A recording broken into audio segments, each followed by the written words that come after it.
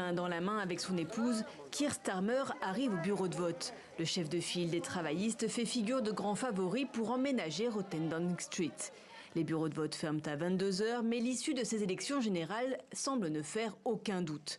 Après 14 ans de pouvoir conservateur marqué par le Brexit, la gestion polémique de la pandémie, l'inflation, l'augmentation de la pauvreté et la valse des premiers ministres, Rishi Sunak, 5e au poste depuis 2010, tentait surtout dans cette campagne de limiter les pots cassés pour les Tories, désavoués par leurs électeurs traditionnels. Je ne pense pas que je voterai un nouveau conservateur. Après le vote du Brexit, les anciens premiers ministres Boris Johnson, Liz Truss ont totalement détruit la confiance que j'avais dans le parti dont j'ai été membre pendant assez longtemps.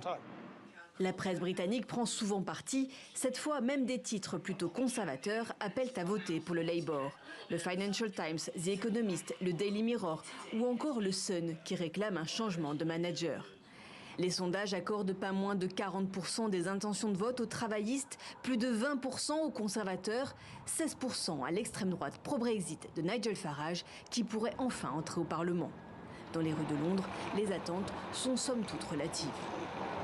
C'est important d'avoir la parole sur les politiques qu'on approuve ou qu'on désapprouve, ou d'avoir son mot à dire sur ceux qui prennent les décisions. Je ne pense pas que nous verrons un grand changement, pour être honnête, en ce qui concerne le gouvernement que nous aurons. Ils ont tous à peu près les mêmes politiques. Quant aux abstentionnistes, ils ne sont jamais bien loin. Je ne vote pas, je passe une journée à Kew Gardens et j'échappe à l'absurdité. Pourquoi dites-vous ça? Je ne saurais pas quoi faire, ils sont tous aussi mauvais les uns que les autres. Les premiers résultats basés sur les estimations des médias britanniques seront publiés dès ce soir. Résultats définitifs attendus demain matin.